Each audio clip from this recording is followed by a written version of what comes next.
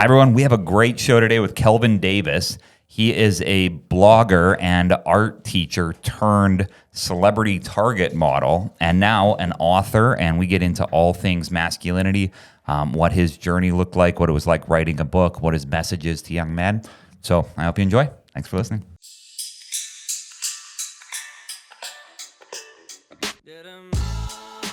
Hi, everyone. We have a great show today. I'm Dr. Randy here with Dr. Tom, and we have Kelvin Davis, author of Be a Good Man, Not a Nice Guy, A Guide to True Masculinity. And I'm just going to read a little bit off the back of his book here.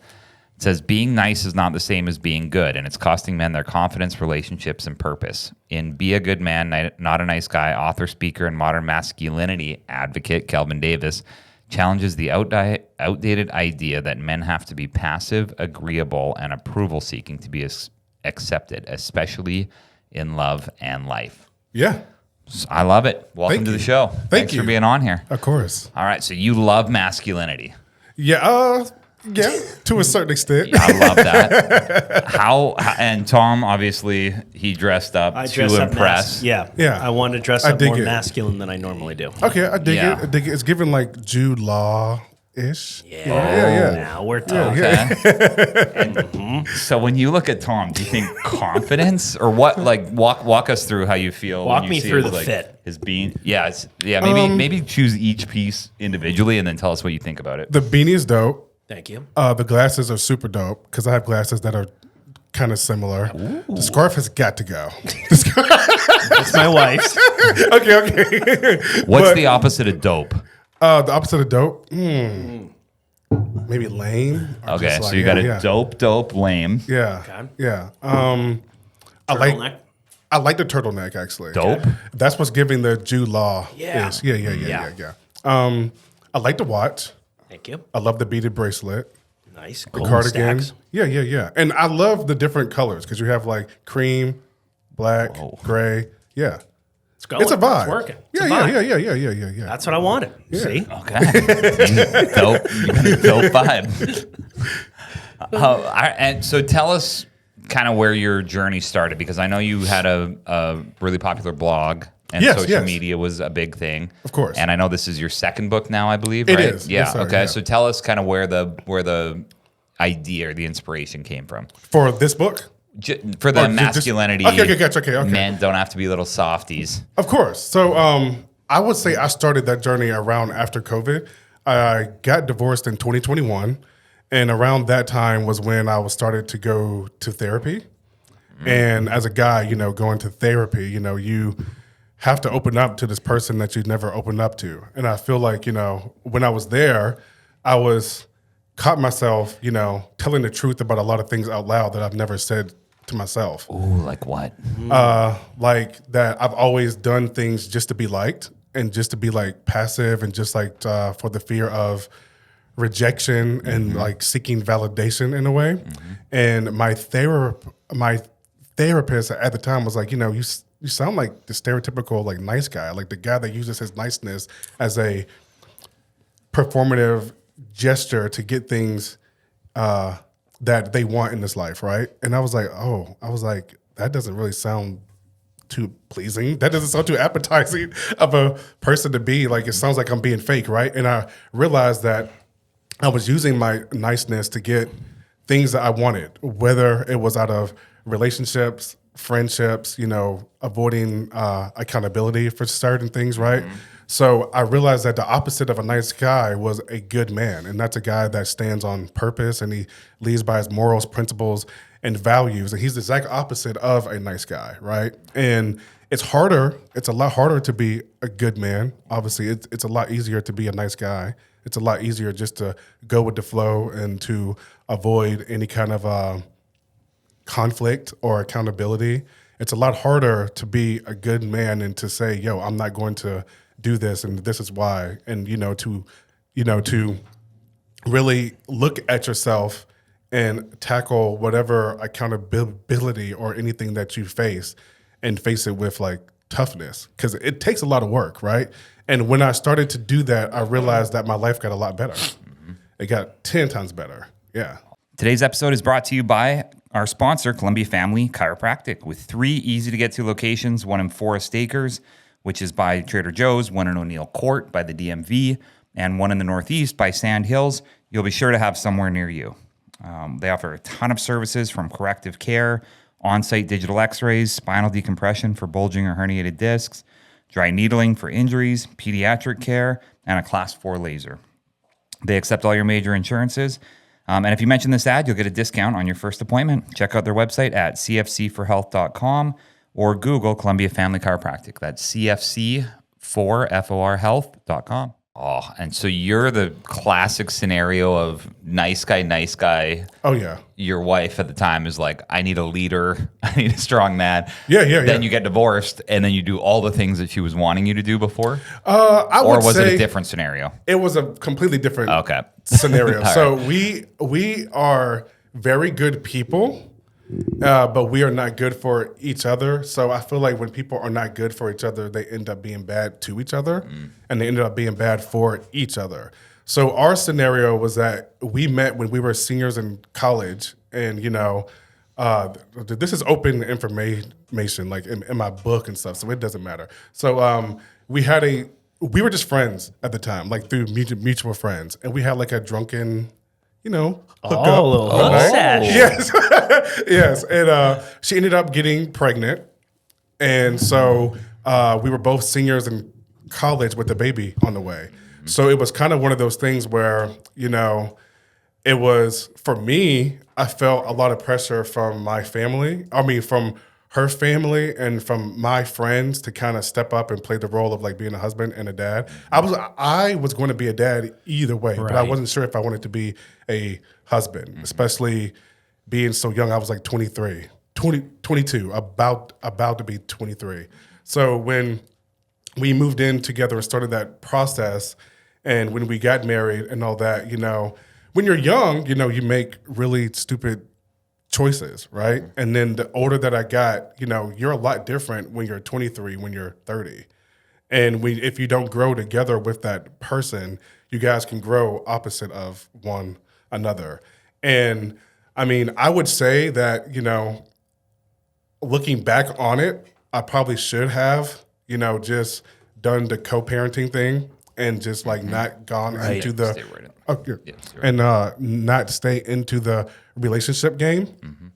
But you live and you learn, right? And I read that in my book as well. Like, people say that you live and you learn, but it's more like you lose and you learn. Because I lost a lot when I got like separated. I lost the ability to see my kids every day, right? Because like you have to split time with her and yourself. So being a dad that's in the house, you have access to your kids every single day. And when you don't have that, that's a huge loss, right? So you have to kind of take that on the chin and just realize that, if things would have panned out differently, maybe, it would have went a different route. But this was all the like plan for me to become a better man. Yeah. And how long ago was this? Let me see. Our divorce was finalized in 2024, but we got separated in 2021. Yeah. Yeah. Because he had to try all the COVID cases first. Like there were like cases from COVID that were like waiting. Like there was a lady that I met. She had been separated for like 6 years because COVID happened and the court shut down. And then after that, they were so backed up that like they couldn't even like have anybody else. Yeah. So I was a little lucky, I think, to have 3 years because a lot of people were like 4 to 6 years waiting for their divorce to get finalized. Yeah. In South Carolina, is it normally 1 year, say everything goes smooth? Or what's the rule? Is they have to like be separated for a year? 1 year, yeah. So you have to be separated for 1 year and you can't live underneath the same roof. You can't have any intimacy. You can't have all that stuff. And like after that 1 year, and then that's when like you can like officially file or like officially start the process. And then usually that takes like a good bit of time if there's like kids or like assets involved. But it took extra longer because like there was like hundreds of cases prior to us that were getting tried because it was COVID. Yeah. And if you have one little slip up one night, You got to start the whole year over again. Yeah, but that wasn't going to happen. That was not going to happen. Yeah. Okay, so you go down this journey, and I'm guessing you define masculinity throughout your book and all of this. Yeah. What I guess kind of give the audience what you would say the quick bullet points on masculinity are, and then maybe the opposite, femininity. And would you say they are polar opposites? I would say they're polar opposites in this way. I feel like for masculinity, you have to be able to hone in on your strength and your softness. A lot of men like to live in this red pill space where they feel like they have to be bravado and abrasive and be like, the quote unquote Andrew Tates and all the other people of this world. But you can be soft and still be strong, and you can be strong and still be soft. Like both can coexist. They're not mutually exclusive in any way, right? And I feel like with women, it's the same. Like you have to zone in on your strength and your softness as well. I feel like men typically do well with strength and women typically do well with softness. Yeah. But they're both there, right? Mm-hmm. And in the sense of things, a lot of men tend to think that being soft doesn't mean that you're being strong. And I think a lot of women sometimes believe if they're being strong, they're not being soft, right? So my whole goal for men is to understand, especially with me being a dad of two beautiful girls, is that you can't live a life where you have to be this strong macho man all of the time. There's a time and a place for it, of course. Like I'm a dad, I'm still a man at the end of every day, right? So if something happens, yes, of course I'm about it. But if my daughter is crying about something, I'm also going to meet her with empathy and softness, right?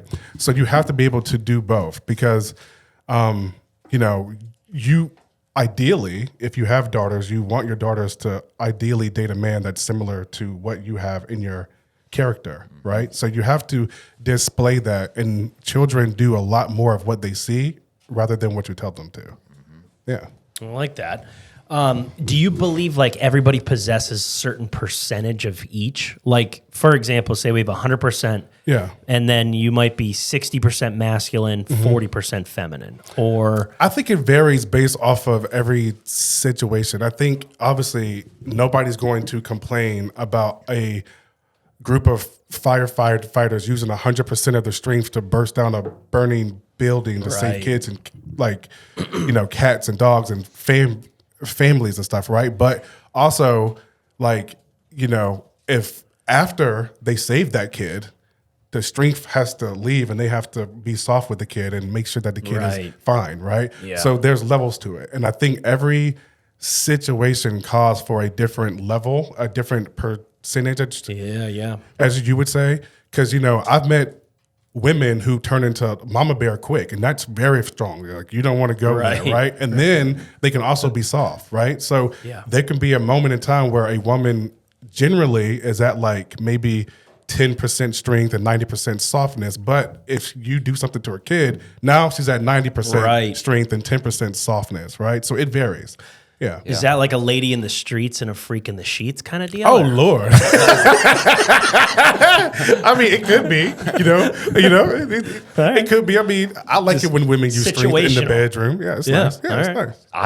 So I always think of that because when I was going through my pre-marriage counseling with my wife, the lady who we were meeting with, her name is Dr. Pat Allen, was essentially telling us that you want to have some sort of balance in masculinity and femininity, of course, within your relationship. So if it's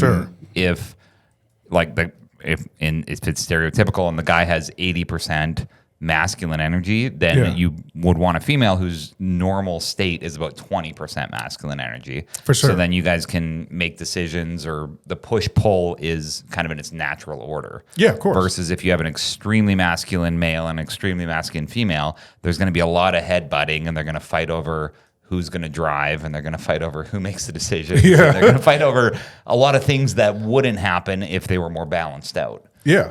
Which I thought was an interesting concept, because I've seen it play out now in a few different ways, where there's men who might be 50-50 and women who might be 50-50, and they get along really well. Yeah. Right? Yeah.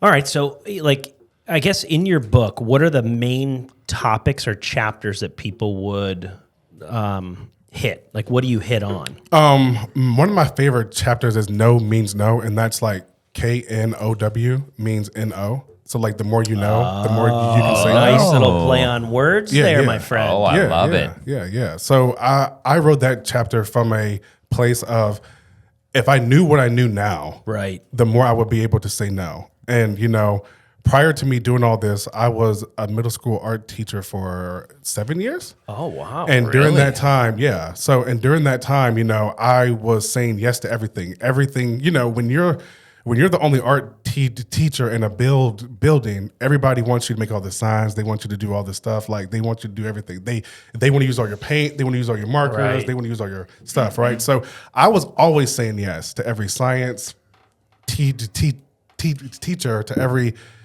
English, everything, right? I was like, you can use it, sure. And then I would find myself not being able to have the stuff that I need to teach. And I was like, if I could just have enough, like, balls, yeah, I guess, yeah.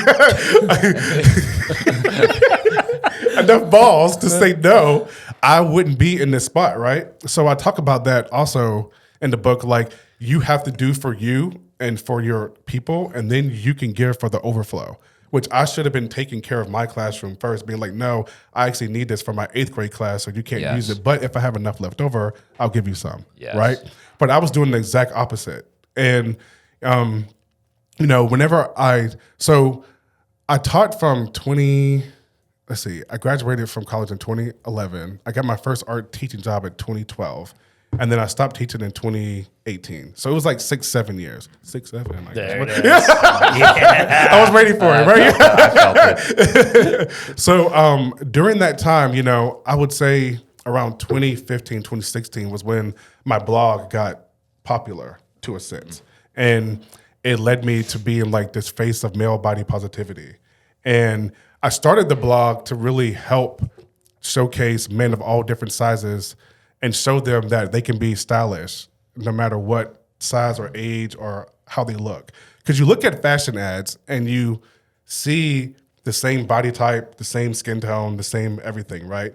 But now, we live in a world where now there's a lot of inclusion.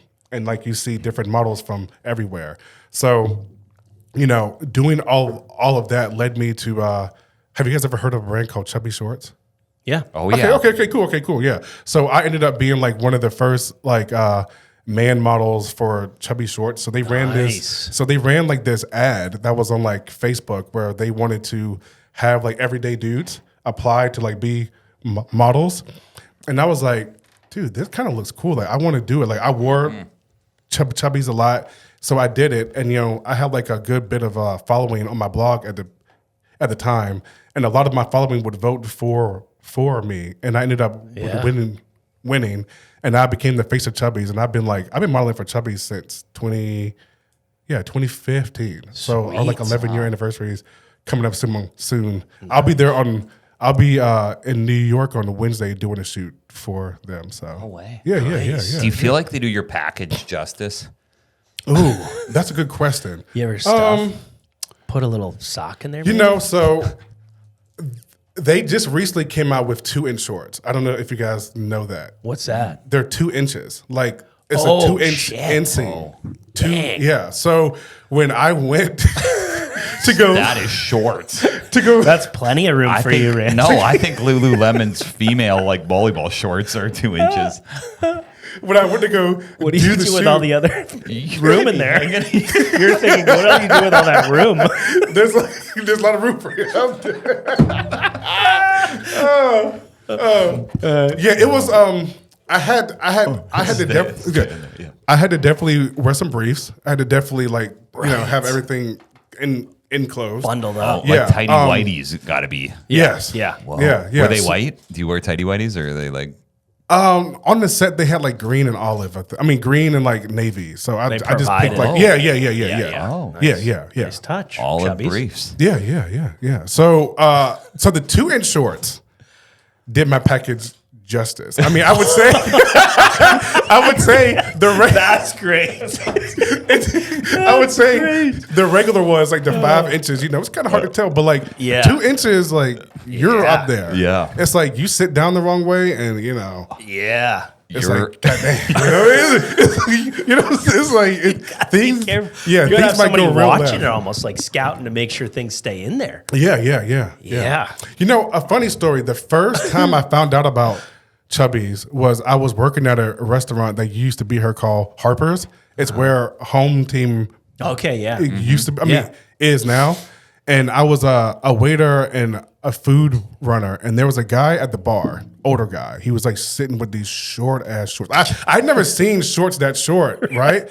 So I was like, damn, like he got a lot of leg out. And I was like talking to him, and I noticed on his inner thigh, he had a tattoo of a squirrel like doing this, right? So I was like, that's interesting, and he was like telling me.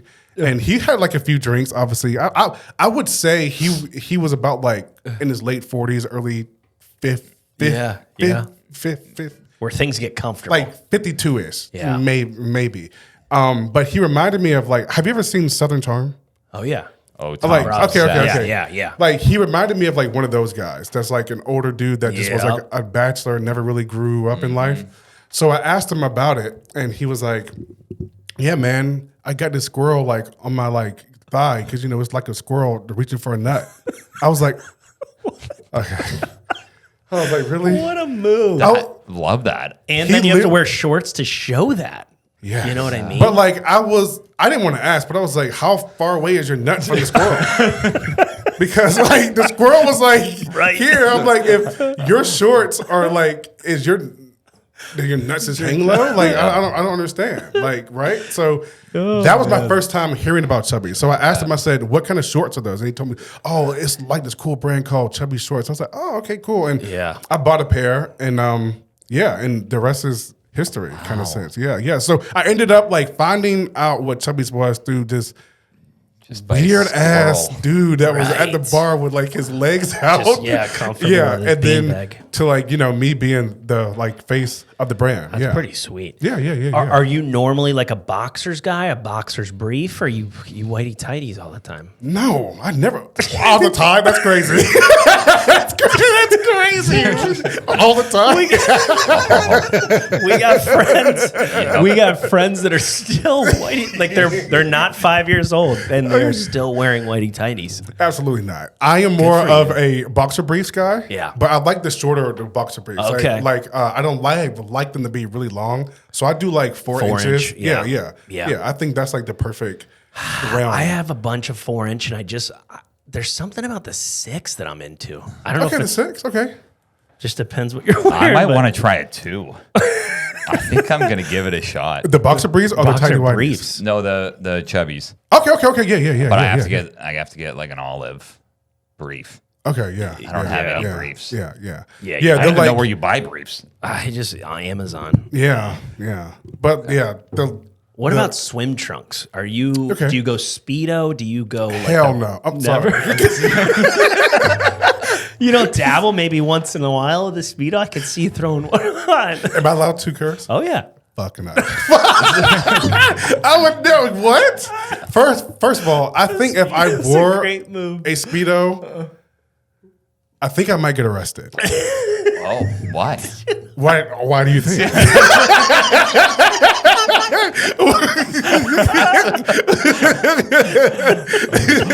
So I'm definitely more of like I like to wear 4-inch bathing suits because I feel like the 5-inch I have like shorter legs and bigger thighs, so like the 5-inch kind of like rides up in the middle. Yeah, but the 4-inch kind of like is like the perfect length. Right amount of coverage. But wearing a Speedo is crazy. Who wears a Speedo? Oh, Tom dabbled. Tom dabbled in a Speedo. Like you wore it in America? Were we in America? Yeah. It was the America. Florida Keys. I just needed. I needed a magical moment for our friends. Okay. You know what I mean? So I went regular swim trunks. Okay. And then I was feeling the vibe. So you had Speedo underneath. Yeah. And then just ready. Okay. Ready for the moment. Damn. And then once you're free, though, once you're out, because that was I never had them. I've never worn them. But then it grew on me. Like at first you're like, oh boy, everybody's seeing everything. Yeah. Then the longer I was wearing it, I was like, this is good. Randy, get some photos, get some angles. Yeah. So then he did a full It was a nice backdrop. Get some angles. He did a full photo Get some shoot. angles. I started panning out over the ocean, and then you'd see like birds, and it was like the sunset, and then it would come right in. Me like bent over in the bushes, like looking for something. Chubbies would love you. I would love. Chubby, yeah. Listen, tell Chubbies. Throw my name in there. I'll tell him. Yeah, I'm comfortable. Yeah, with all Chubbies that. would love your energy. Yeah. There's like they have like a They need a dad bod like me. they do. Oh, Yeah. you know what else I'll do What? for Chubbies? Father figure. It's not a dad. Father bod. figure. It's a That's father nice. Figure. Yeah, it's father figure. I'll shave something in my chest hair. What I've do you been known mean? to do that. Like shave like Maybe an emblem. maybe I'll put a C in there for Chubbies. Oh Lord, That would look good. Why do I do this stuff? that's hilarious. Why do I do it? That's so funny. Yeah. All right. Well, See, Chubbies. Next thing you know, this chest hair art's gonna happen. Let me transition into chapter 6. Good men do good shit. Yes. All right, tell us about that. Okay, so that chapter came from inspiration from like I told you, I was a middle school art educator for 6-7 years, right? So there was a time, so I taught at a school called St. Andrews Middle School. It's off of Broad River Road, and it's like in it's in a heavily gang populated area, right? And I had like a lot of kids that were in gangs. A lot of their parents were in gangs, right? So a lot of the times there was, oppositions in the classroom, right? Like you had Bloods and Crips. Like you had, really? Yeah. Locally? Yeah. We don't know anything about this world. Let's take us there. Take us back a little bit, because you were like, hey, I'm going to go teach art. Yes. And then you said, all right, I'm going to go to this school. Well, having an art job is very rare, especially being an art educator, right? So it was like whatever school has an art Opening. You just apply for it and go, right? Because they're so rare to come by. Nowadays, they're not, because like educators quit every day. Yeah. Like they're so tired, especially after COVID and all that stuff. So now it's a lot easier to find a job. But like during that time, like in the 2010s, it was really hard to find a like good educating job, right? So I ended up there, and what was interesting was that like I could obviously connect with the kids on their level, right? Because like, we all like from like I'm not from the hood, but I have family that's from the hood. You know what I'm saying? So growing up with, cousins that, are about that life, it wasn't that foreign to me, right? So when I got there, I could like talk to these kids in like a way that they could understand with. And, prior to me being there, there was only white female art teachers there. So I was like the first black male that they had. Yeah. So that was really cool for like them, because they got to see a representation of what they look like inside of this classroom. But there was a particular day where I was teaching a pop art lesson, and I was teaching them about the primary colors, red, blue, and yellow. And there was a kid, and I divided up the classroom. I was like, okay, so you guys are going to do the red, you guys are going to do like blue whenever we start to paint, right? And there was a kid who was a blood, and he didn't want to use like blue because he didn't want to use blue because it's an opposition color. I'm like, dude, we don't do that around here. I'm like, dude, like this is a classroom for art. Like you can gang bang and do all the other shit outside of the classroom, but while we're in here, this is what we're going to do, right? So anyways, things went left. He ended up trying to get physical with me. I had another student who was a rival gang member who was very respected amongst like the staff, the faculty, like everybody, right? Like, 'cause he was a good kid. Like he had morals and values and stuff. And right? what age is this? 8th grade. 8th grade. Wow. Yeah. So he was like, yo, like, Mr. Davis asked you to stop, like, chill. The guy's like, F you. They start like banging it out, right? Like fist fighting. Oh, yeah. But it's bad because there's like X-Acto knives or scissors. There's all kind of stuff in my class. Right. I'm like, oh my God. Like, right? So they start banging it out and, you know, they're fighting. And, you know, I call for any kind of help, right? The resource officer finally comes and they break up the fight. The like kid that was like about to get body like physical with me was like all bloodies. Nose was messed up. Like the kid like really did a number on him, like bad, right? And and there was a time where I tried to stop it, but then I got hit, and I was like, "Listen, I need to go ahead and just call for back up here because this is going to go, like this is going to go left really quick. Like this is not going to be well." Yeah. So after that happened, I saw the kid later on because my whole thing was that the kid that protected me, I felt as though shouldn't get any kind of consequence because he was protecting the class and he was trying to like, you know, just do the right thing, right? So that's where like the good men do good shit kind of came from because it's like when you're a good man, sometimes you have to do things that are not nice, but they're good, right? It's not the greatest thing. It's not the like nicest thing to like bash somebody in the nose, but if it keeps other people safe, it's a good thing. Yes. But it's not nice, but it's good, right? So when I saw him later on that day, he like apologized. And I was like, dude, you don't have to apologize to me. I want to tell you like, thank you for what you did. And I told him, I said, I know you come from a different walk of life. And I know like, you know, life can get hard for you at certain times, but I want you to know that you have a good heart and you have good morals and you have good values. And if you ever get a chance to find your way out of what you're in, you'll do very, very well. And he ended up doing very well. He went to Columbia High, and then he went to play football for South Carolina State. No kidding. Really? Yeah, so he's a pretty good kid. Wow. And I mean, but I always saw it in him because, you know, there are certain kids who are just products of their environment. And there are certain kids that actually have the true character of like a killer. Like you can tell the difference very fast whenever you're like educating. Really? Like I knew some kids when I taught, I knew that they were going to end up committing a serious crime and end up going to jail for a long period of time. And I was right about a lot of them. What about the one that got bloodied scary. up? He got in some trouble in his day. Yeah, he's no longer alive. No way. Yeah, he's no longer alive. Dude, what a world. I didn't see it turning that way. Yeah. Like I didn't even realize we had blood and Crip in this area.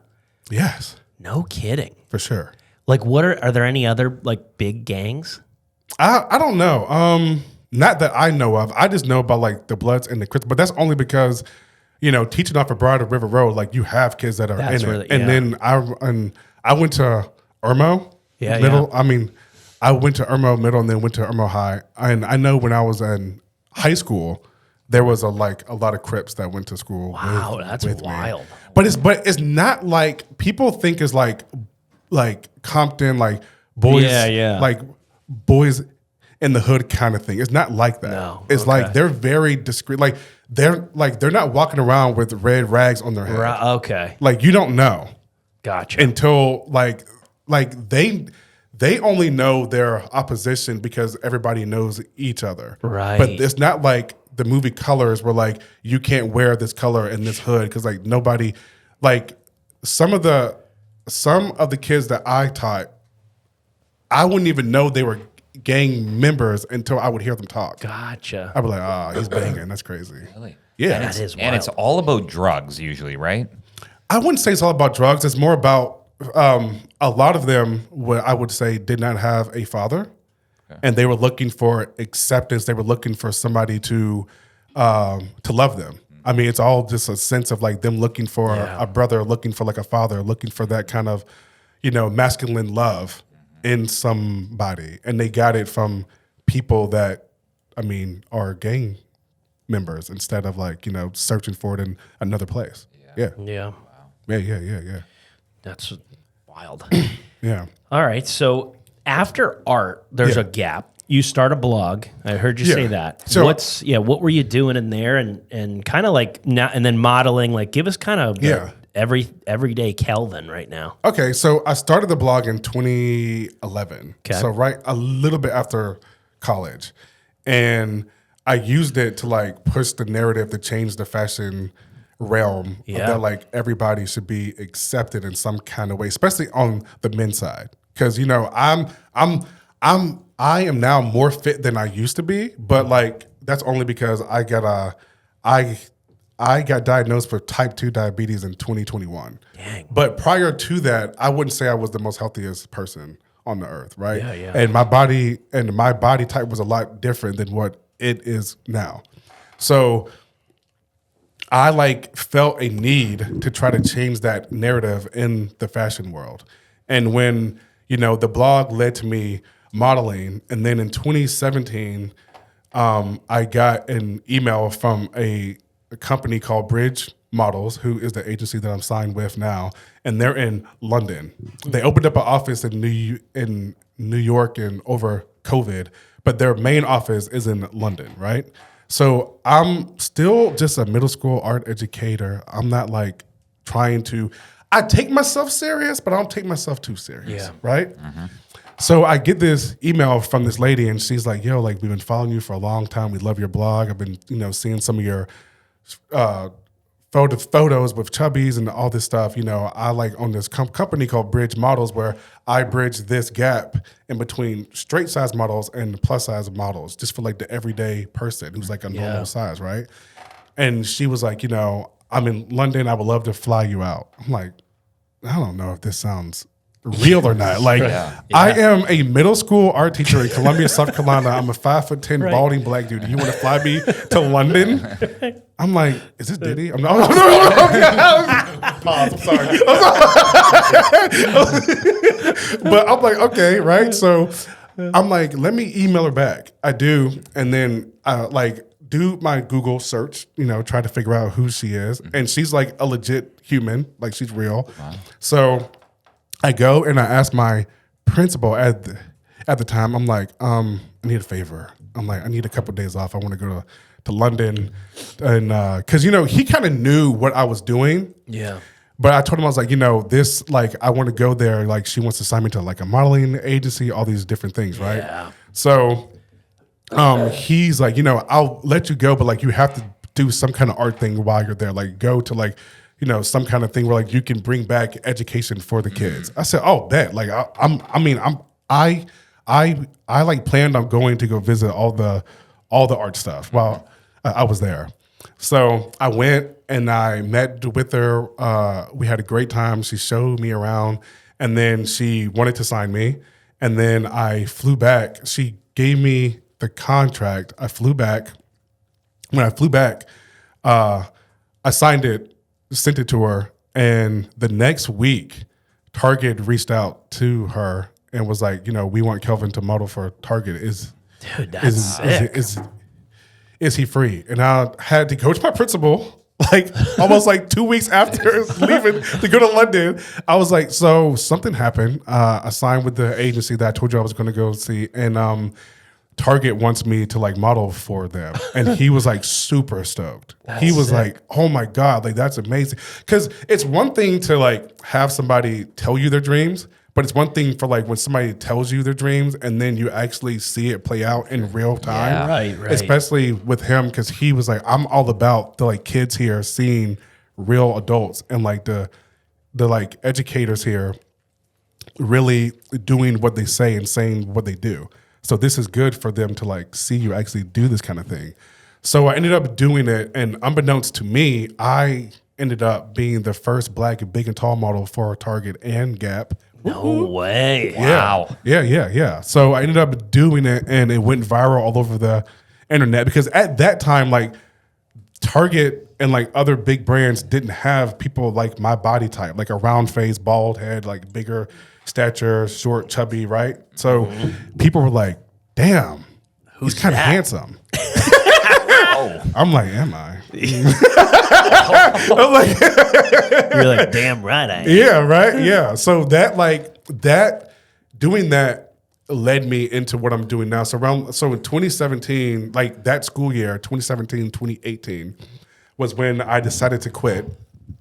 Yeah. And I was like, I'm going to take the leap of faith and do this as like a full-time job. Holy shit. And I was telling my sixth graders, who, another funny story, I told them that I had a twin brother. Yeah. Because they kept asking me like, who's this like, yeah, like they were like, yo, like I went into Target and I swear I saw a picture of you. I was like, oh no, that's my twin brother Kevin. Yeah. He's super cool though. Right? So, but my seventh and eighth graders knew like who like they knew. But like my sixth graders, you know, they're so young and they were so rambunctious. And I didn't want them to be like, oh, my art teacher is like a Target model. Like I did they're already very high energy. Mm-hmm. Yeah. And I did not want them to be like super hype that I was like in the classroom. Like, it's like, oh, right. So I never told them. And so one day I was gone for like a shoot. I was gone for like a couple of days. I was doing a shoot for Gap. And I was posting on my Instagram. And at this time, I didn't have any of my personal info. Like my personal name wasn't on there. So my sixth graders really thought it was like my twin brother named Kevin, right? So when I got back, they were like, this one girl, she was super smart. She was like, how come every time like you're gone, your like twin brother is always like posting pictures like LA and New York and stuff? It's almost like you guys like travel at the same time, but like you're never together. Like there's no pictures of y'all like side by side. I was like, you know what? I said, don't tell anybody, but it's really me. And she was like, oh, I won't tell anyone. Like, of course she's gonna tell everybody. So she told everybody, and like I go in, the sixth graders come in to me in the middle of the day and at the end of that day. And I told them in the middle, I told that girl in the middle. And when the sixth graders came to me at the end, oh my God, getting them to even line up in the hallway was, I was like, this is why I did not want this to happen. Yes. This is why you guys are too hype. Calm down. They're like, you're a Target model. I was like, oh my gosh. But I'm also your art teacher. Get your finger painting. Yeah, like ready. Yeah. Like I'm also still this, right? So, and then I remember telling them, you know, I'm going to make the transition to like go ahead and quit, because a lot of them were looking forward to having me their 7th and 8th grade year, because a lot of their siblings had me for like their whole time too. Right. So they were like, Mr. Davis, like he's so cool. Like I had him all year. So a lot of them were sad that I was leaving, but I had this one girl. Her name was Precious, and she was so cool, but she had like a lot of behavior issues, and she like got kind of teary eyed, and she was like, you know, Mr. Davis, is really sad that you're going to leave, but I understand. And she was like, you always encourage us to go after our dreams, so why wouldn't we encourage you to go after yours? Yeah. And that to me meant a lot, because I was like, I feel like I've done, no matter if they don't take anything else from art, they have taken away the fact that I care about them and that I really want to see them win in like every way. Yeah. So when you went to London and did the modeling thing. Yes. Did she give you some outfits to wear? Did she? What was the was the interview like? I picture her just being like, "All right, get naked. Let me take a quick look. Helicopter for me, and then get over on that couch with me." I'm so dead. No, it was the exact opposite. But I will tell you, prior to going with her, Wilhelmina Models reached out to me and they wanted to sign me first. Which like really? Wilhelmina was like, it's like the huge agency that you get if you win America's Next Top. Yeah, I've heard of that. Model, yeah. But I went to the offices in Miami and something similar happened. She told me to take off my shirt, but I have like a lot of stretch marks from like just being like bigger and having muscle and stuff. And she was like, yeah, you have way too many stretch marks to ever be a model. That's what they told you. I said, oh, okay. You said, I'll show you. I said, damn. I said, a lot of stretch marks, huh? She was like, yeah, you get a lot. Yeah, it wasn't the most kind thing. But then, you know, the fashion and entertainment world is all about the physicality, right? Yeah, right. But then you just have people that challenge that, and they have to change that narrative of what it actually is. So, no, I didn't. Listen, I'm here to tell you, if I would have ever went to any kind of modeling casting or anything, if somebody was like, take up your pants, I would have been like, y'all can kiss my ass. y'all can kiss my no, like there's no way. I will hear stories from other folks about how they've been like pressed by casting directors or people. And I'm like, if that ever happened to me, they would see the Southern boy come out of me so fast. Yeah. They would be like, oh, this motherfucker's from South Carolina for real. I'd be like, yeah, I'm not no Hollywood, New York kind of guy. Like, I will bust your ass. Don't. Love that. Yeah. I would like, do not come at me crazy. Yeah. What a vulnerable world. Like, you answered an email. You're going to London. You don't really know what you're walking into. No. Right? No. And they could be like, hey, we need to see every part of your body so we can hire you. Yeah. And it could just be completely perverted. You go home and don't get the gig. Yeah, that would have been tragic. I think if it would have happened that way, I think I would have had what my father likes to call an international incident. And I probably would have been in some type of situation where whoever was president at the time would have to like call somebody to get me out of here. That is so well, what about things like Viagra? Where Viagra saying like, hey, do this, or other brands that you're like, all right, I'm not being part of that. Okay, that's a good thing. Okay, so I've actually had that's really, really good. So Depends, the like male diapers. Okay. Yes. What brand do you use? I thought you were going Trojan or something. No. So Depends. I've done like an ad for like lube. Oh yeah. Astroglide. Yeah. Oh yeah. Wait, is that the one that you put between your legs? That's between between your legs when you're running.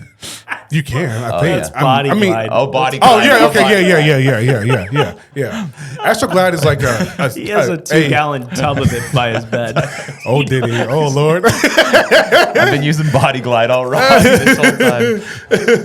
But like it's a intimacy lubricant, and I did like an Instagram. Burns a little bit, huh? Does it burn a little bit? I never used it. Oh, you haven't? You just promoted it? Well, I used it in the sense of like I used it like I didn't. I was married. I was married at the time, so there was no need for me to use it. So there was Now if I was sleeping around, of course, But like there was no need for me to use that during that time. But I did like a little Instagram ad for him. Yeah. But Depends. They wanted me to do like a photo shoot for them. This was probably like 2022, maybe late 2021. And I was like, and I was very kind. I was like, I really appreciate you guys thinking that like, I would, be interested in this. But I think it's best that because I am all about getting models or getting actors or getting anybody to do it that actually either uses it or actually has the like condition where they need it, right? I was like, there's probably plenty of models that like shit themselves, or like can't hold their piss, right? There's plenty of them. I'm sure I don't know. Randy's applied. I mean, I don't know. Randy's applied for that. But I'm sure out of the like hundreds of thousands of models in America, maybe even millions, I don't know. Yeah. I'm sure one of them has a need for Depends, and they would be able to do that ad, right? So I declined, and then they emailed me back with a number, and I was like, oh, it made me think. Whoa. I said, would I wear Depends for this number? Can you tell us the number? Or is it private? It's private. Yeah, I think that's the right move. It is a hefty number. It had a lot of zeros on it. It had a few, and I was like, you know what? I was like, nah, I still can't do it. Not doing because it. I my love morals that. and my principles was like, I can't do that. Like, because that's crazy. Right. I don't want to like go into Target and then you see me modeling a shirt for Goodfellow and then you go to the Depends and see me on the same ad. It's like, oh my God, this motherfucker is all over the place. But the lube one was fine because you would use it in theory. For sure. You just weren't. I just wasn't. But yes. Nice. I've used it now that I've been like divorced and stuff. Is it as good as what you promoted it on? Yeah, it's great. Oh, really? Yeah, it's great. Okay. It's great. It's Just great. dream come true, some say. Yeah. And it's water-based, so like it doesn't leave any like stains on like your comforters or like your clothes if you get it on your clothes. Yeah. So it's very like wham bam. Bam. Is it better to use too much or too little? It's better to use. from my experience, I would say it's best to use too much. Because if you use too little, like it's still not shit's still not going the way it's supposed to go. It's not going the way, you know. Working. Like, can you imagine using too little and you're like, damn, I gotta get some more. Hold on. Hold please. Stay right there. Real pie. Okay, so where do we go from here? I don't know. I'm thinking like, but that was funny though. Yeah, not because there are brands that will think because the industry is so money driven. Yeah, that they do think a lot of people will do anything for the throw the money at it for the coin. Yeah. I am not one of those guys. That is a good point. I've always wondered about some of the models and actors that you see doing things that are like, oh my God, that's like where they're like portrayed as ugly. You know, anything like that where it's like, oh, you're the ugliest. So you like signed up for this to get paid to be the actor, actress, or model for this ugly thing. Yeah. Or shitting themselves. Like some of the crazy. Drug things like, out there. Yeah, it's like you have to have, especially in the entertainment, in any world, but especially in the entertainment, a compass, a moral compass. You have to have it. Yeah. Because if you do anything for any dollar, I mean, you will get hoed out. Like you would get pimped out quick, fast, in a hurry. Because word gets around in the entertainment industry quick. Yeah. Oh, so and so will do it for this. So and so will do it for like that. So you have all kind of brands coming to you, and you're like, you know, it just doesn't make any sense. There's some things that are on brand for me. Like OnlyFans. Listen, don't even get me started on the OnlyFans. I talk about that in my book. So this is public information because this is all in my book. Okay, I have been a victim of OnlyFans. You were like filmed? A subscriber. Oh, a subscriber. I was not filmed. No, I was not filmed. I was an filmed. active subscriber. I thought someone took your photos and No. I was an active subscriber. Gotcha. Okay. Active. All right. Like when I mean active, paying I'm that active. monthly bill. Oh yes. Yeah. American Express, click, let's go. You know what I'm saying? Like it was. So I am a huge component of when you start to understand who you are as a man. You have to get rid of like porn, OnlyFans, all of this stuff. It does nothing for your brain. And it does nothing for your sense of like intimacy, especially when you start to like interact with women, right? Yeah, like that's not the way the shit works. That's not the way women perform. That's not the way you're going to perform. Right. Okay? Right? So for me, it's not only about the money, but it's about these OnlyFans girls selling a false narrative of what the female body actually looks like and does, right? And it causes these younger kids to actually think that read a stat that was like, the American man from ages 28 and younger have never approached a woman in real life and asked them out on a date. Like have never had this sense of rejection face to face. I think that builds character for boys and for men. Because if you can handle a rejection, because what's the worst she's going to say? No, right? Okay, she doesn't say yes, then you move on, right? But that helps build you, and it helps build true character. It helps build resilience and all those different kind of things. When you have these incel dudes who during COVID, I think the word incel like went viral because it's like involuntary I don't even know what that celibate. is. Yeah. So it's like pretty much like a guy that plays video games all day and he subscribes to OnlyFans girls and he like jerks his meat every day and he like but it's true right and like I had a therapist tell me that when a guy like masturbates, especially when he's like masturbating to like another woman, like an OnlyFans girl, to like a pornography scene, your brain actually thinks that you're actually doing that. Yes. So like, so you get this false sense of dopamine of like, I just bagged this bad bitch. It's like, you didn't bag anything. You bagged your hand. you bagged your hand. Yeah. Like you bagged your hand. Right. So OnlyFans. Yeah. I am not a fan of OnlyFans. at all. Yeah. Now, Like, and people can do anything. It's like, huge, yeah. You can pay $100 to get her to put her Fart foot, in a jar. foot. Fart in a jar. Oh yeah, it's crazy. I was gonna say her foot in a tub of yogurt. You can. Now, I granted never went that far. I would just like subscribe and look at their daily stuff. Yeah. But But you didn't, like, get the bonus add-ons like hell send me no. your- So I met a girl at Hall's, like my wife and I were there, and Okay. like couple young kids, and we just like got into chatting. Yeah. And she sold pussy pops, like literally would put them up her, and then put them online, and people were buying them, and like they were going on vacation. I mean, she must have been making money. Yeah. It was wild Which is crazy to think that like there are so many men that are paying that. that would pay that. Yes. And if the roles were reversed, see, women don't pay for dick. Right. They don't. Yeah. Because dick is free. It's everywhere. Like all you gotta do is walk outside. All you gotta do is walk outside. It's raining Like, wieners. Yeah, like literally, it's raining wieners. Like it's Oxenmeyer weenie with the whistles coming down, right? But like for guys, it's the sexual marketplace is a lot harder for men, right? So it's a lot harder for a man to walk outside and attract a female Right. and get sexual interaction from her. You have to be charismatic. You have to have things going for you. You can't be an incel, right? Yeah. And that's the thing that a lot of these guys don't understand is that they're stuck inside all day watching these OnlyFans girls, watching Andrew Tate, and they're like, and they go to the gym like once a week and they're like, yeah, like I'm a high value man. You live in your mom's basement and you beat your meat 4 times a day. You're not a high value man. Post a gym photo. Like, what are you talking about? You literally paid somebody $50 for a pussy pop. Well, we were talking, yeah. Well, so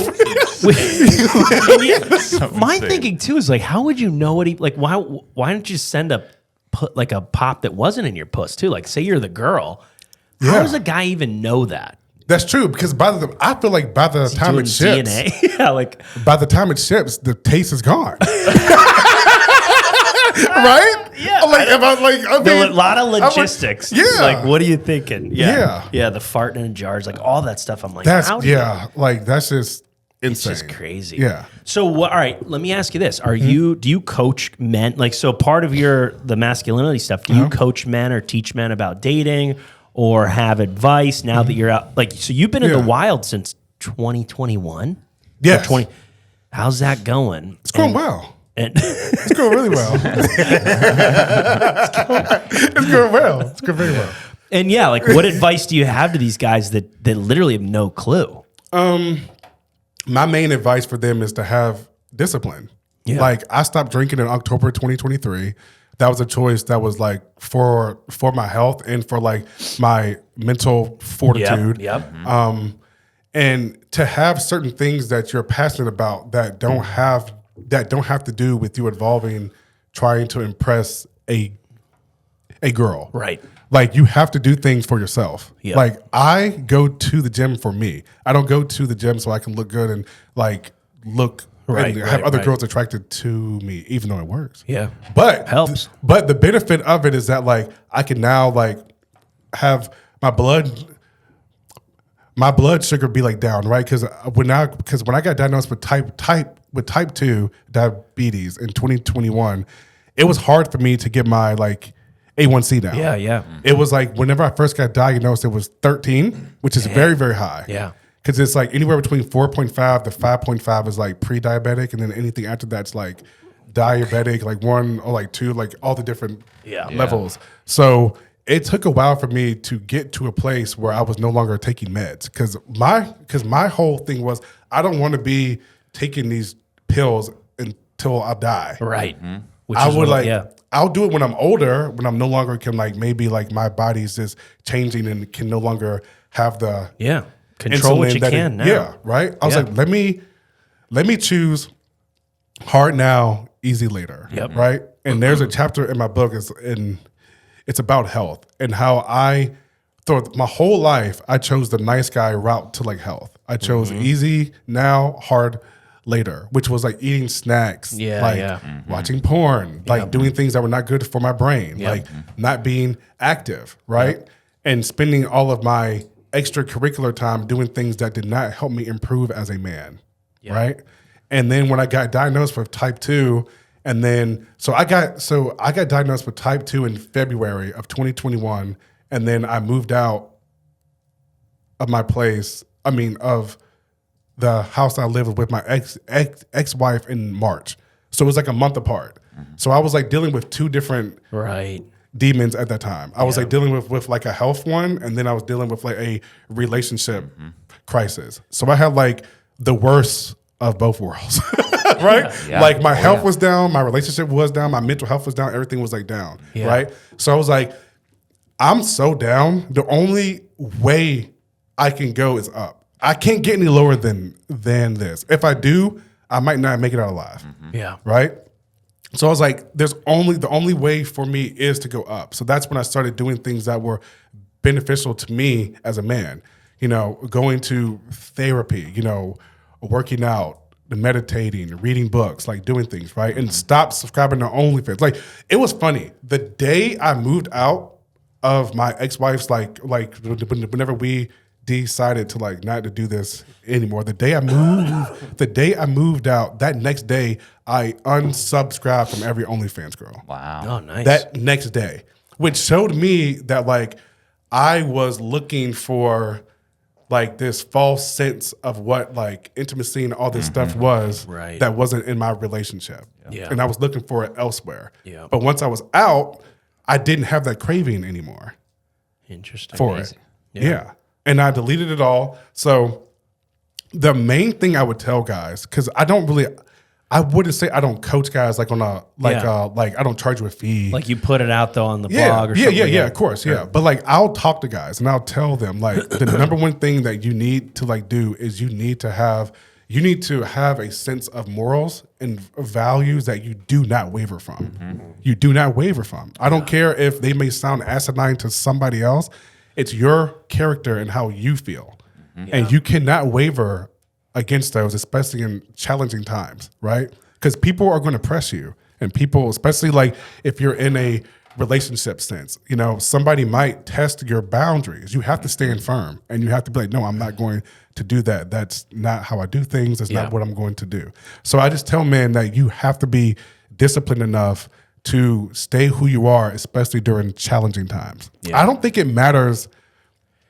I think it matters later on down the road how much money you make, but I don't think for like the guys who are like in their 20s, their main focus should not be like being a millionaire right now.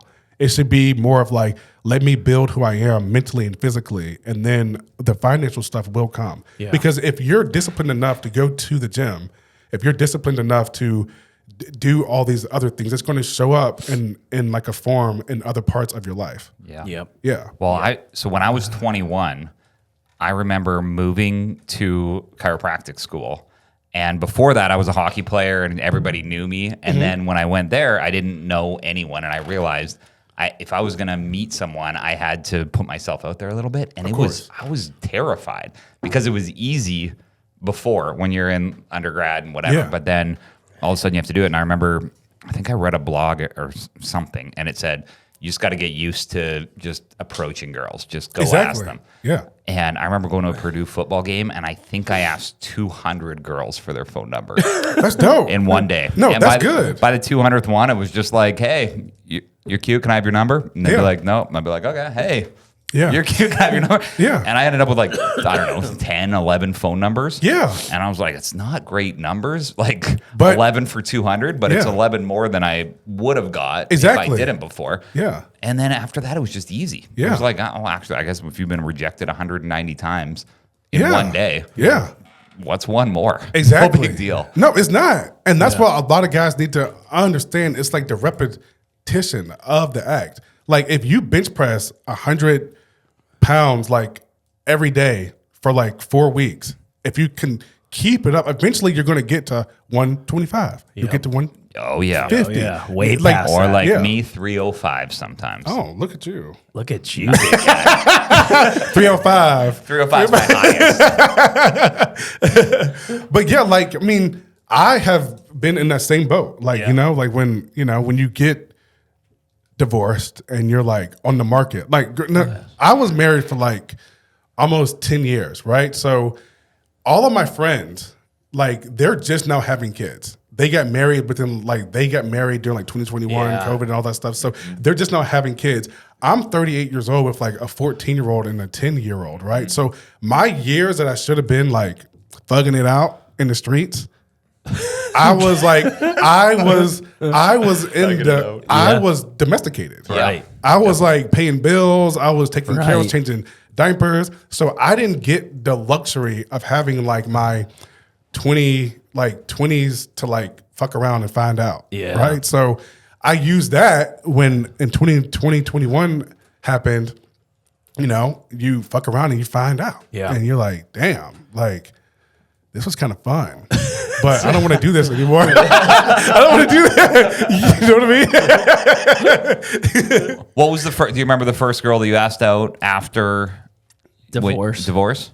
Yes, it was a girl that I actually used to teach with at St. Andrews Middle School, and she was a teacher there. And I asked her out, and we went out. We went to Transmission and had a cool time. Yeah, it was good.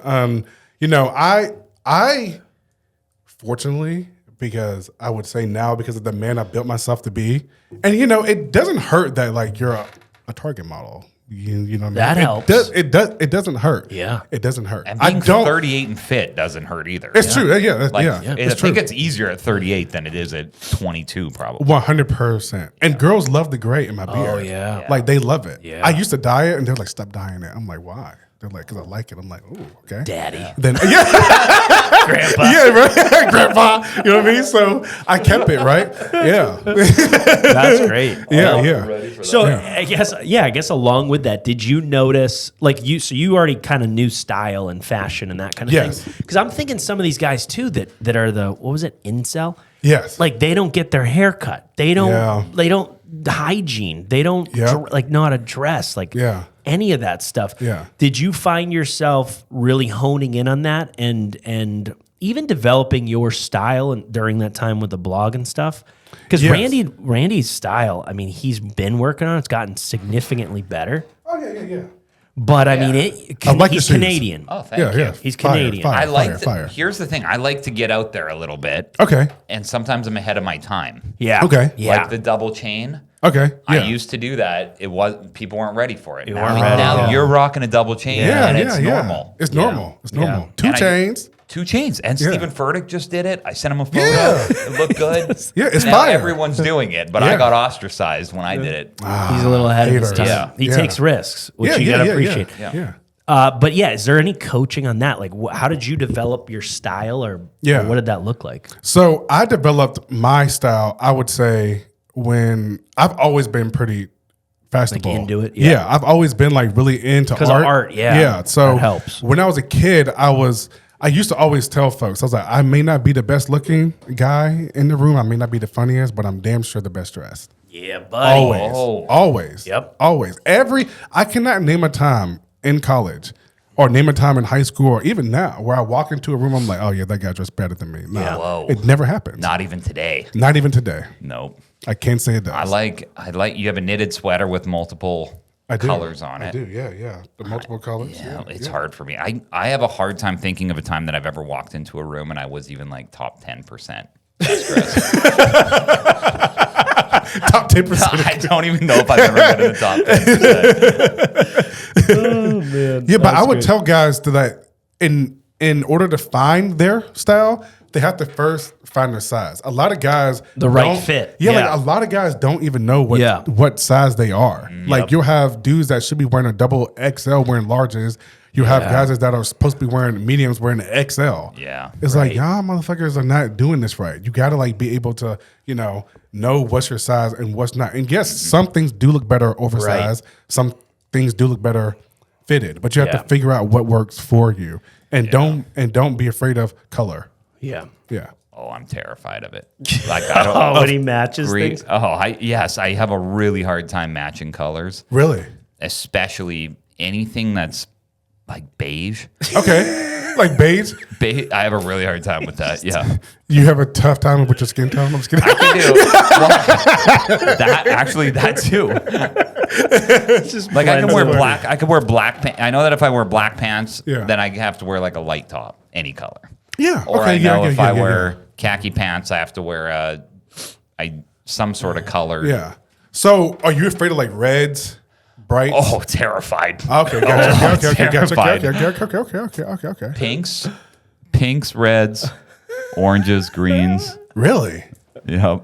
Turquoise, burgundy. Oh boy. Dang. Okay. His palette, yeah. He needs So you're more of like a neutrals guy.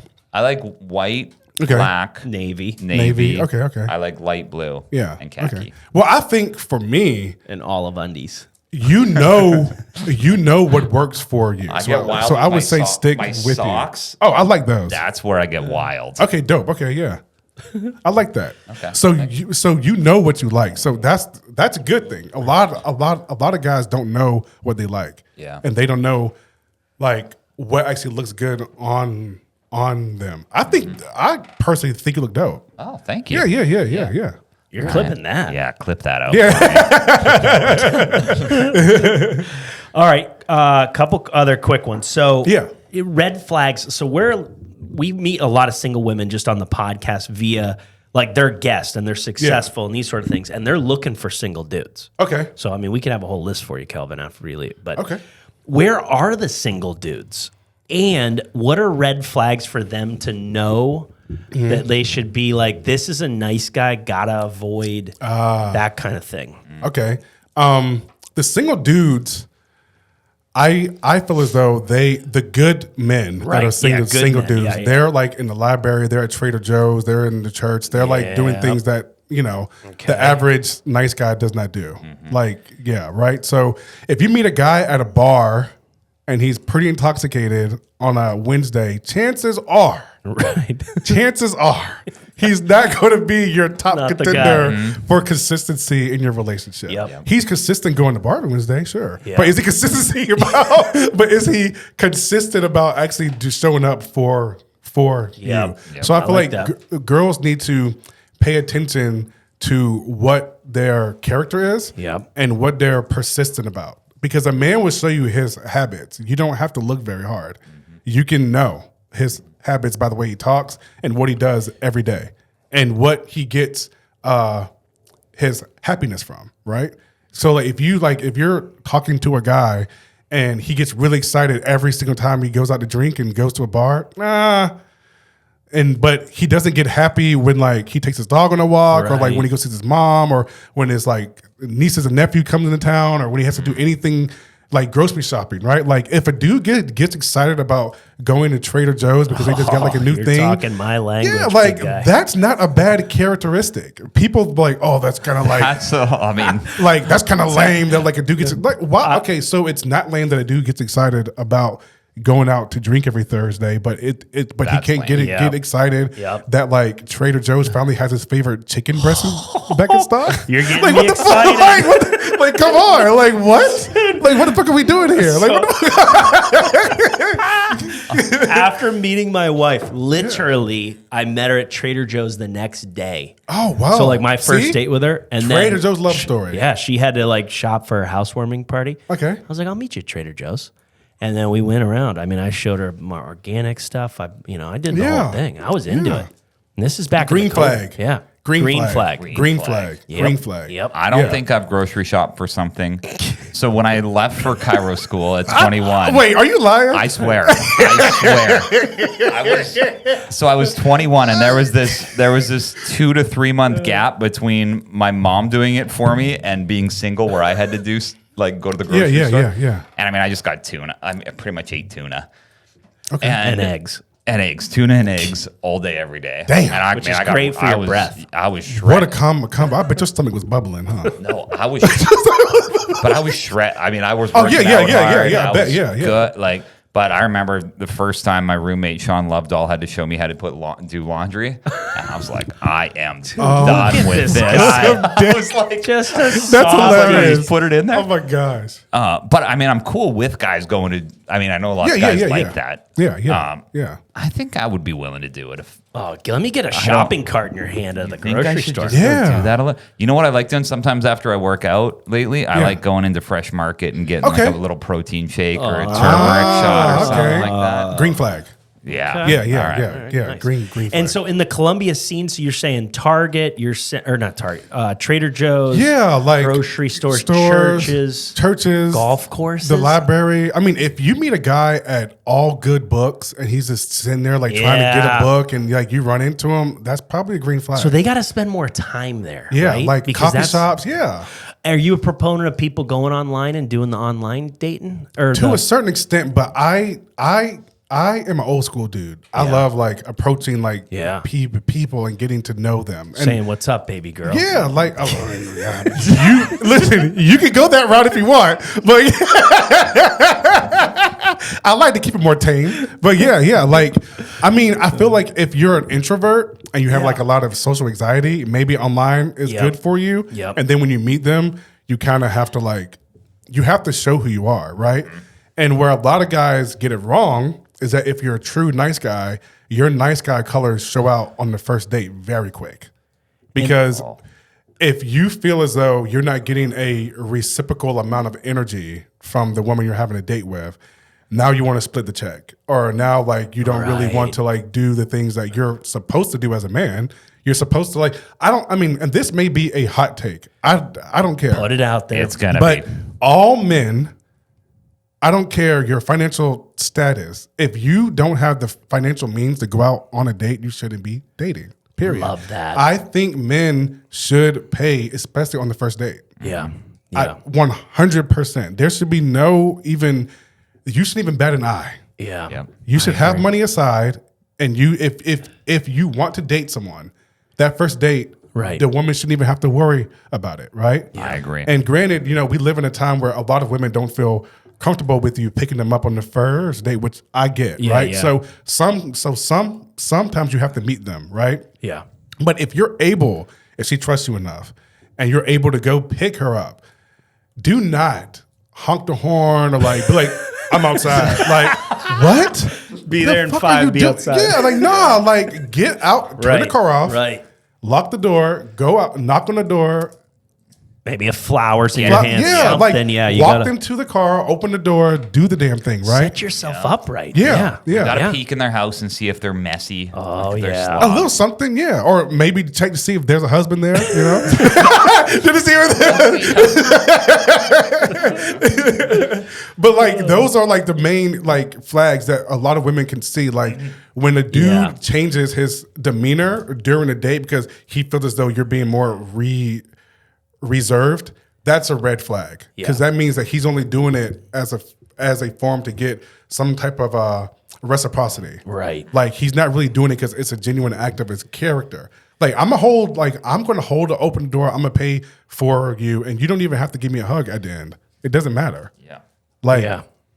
I'll get you, we'll go on the second date, third date, fourth date, because I got the charisma. I've had charisma since. Yeah, I got. And you're the best dressed guy in the restaurant. Yeah, I'm like Dr. Riz. You know what I'm saying? Yeah, strong. Yeah. Do you know what an interesting move that Tom did was if he when back when he was single, if he was talking to a girl and he decided he didn't like her, he would ask her for a referral to one of her friends in the middle of it. That's hilarious. Hey, do you have anybody? Do you know anyone? Set me up with somebody. Oh. That's business. Oh man, I remember. You got to have the leads coming. Yeah. Leads. It's a numbers game. Yeah, boom. one girl that was just crushed. She was trying to get around him, and he was like, "Hey, are any of your friends over there single?" She's like, "Wait a minute, I'm single." She's like, "I'm single." Yeah, but are any of your friends? Are any of your friends? Yeah. All right. Last thing here was what are signs that men know they're heading down to be nice guy? What are things that they can be aware of that they should just avoid? Okay.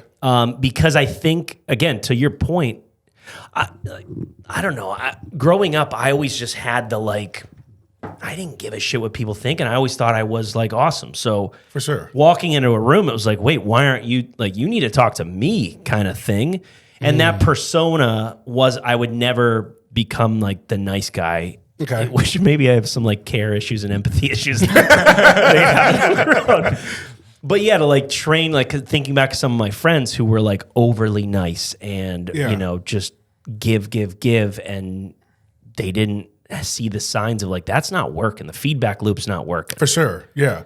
I tell guys to ask yourself, are you doing this to be liked? Or are you doing this because it aligns with who you are? Yeah. Because nice guys do things to be liked, but good men just do it because that's who they are. They're respected. Yeah. So good men end up being respected, but not a lot of people like them because granted, a lot of good men are not likable. Because like they have boundaries, they have things that you're not going to be able to get away with. They're going to hold you accountable. They're going to call you out, right? Right. Like the good man as like a boss is the guy that holds everybody accountable. He doesn't have any favoritism. If you come in late or his secretary comes in late, you guys both get the same reprimand. The nice guy is the guy that's like, oh, well, like I used to play golf with so-and-so, so he can come in a few minutes late, but then he reprimands the other girl for coming in late. There's no balance. There's no sense of like, this is how you really are, right? So with that, I would say like, if as long as you know that you're doing this because this aligns with who I am, and you're not doing this because I want them to like me or I'm seeking some kind of validation or I'm fear that they may not like me, that is the ultimate test. Right. And you have to ask yourself that, especially when you're dealing with challenging moments in a career setting, a relationship, anything. You have to ask yourself, am I doing this because I want the boss to like me? Or am I doing this because like I really, truly believe in this? Right. And that's the ultimate test. And once you can say, okay, I'm doing this because I want them to like me. I'm doing this because I want to keep peace in the office. I'm doing this because I'm afraid of being held accountable. Right. That's when you're doing the wrong thing. Yep. Just and you have, who you are. Yeah. And you have to do the good thing and not the nice things. And I'd say like doing the good thing is not always nice and doing the nice thing is not always good. Nice. Yeah. I like that. Yeah. All right, I have one more question. Yeah, of course, yeah. Who would be the top 3 good guys, good men? Okay, number 1, Tom Stetson. my dad. Yeah. Okay. Shout out Chief Davis. He is a chief police over at Allen University. Nice. But he's been in law enforcement for over 40 years now. He did crime scene investigation for the city of Columbia for a long time.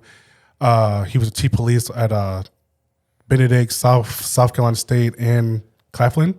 So he's like done a lot, yeah. So he's been in the game for a while, but he's number 1 because he's the one. He stands on his morals regardless. He does not care about being liked. He does not care about any of that. He does what's right, and he does what's right by everybody, right? And that's why people may not like him, but they respect him because he's a hell of a dude. Yep. I would say number 2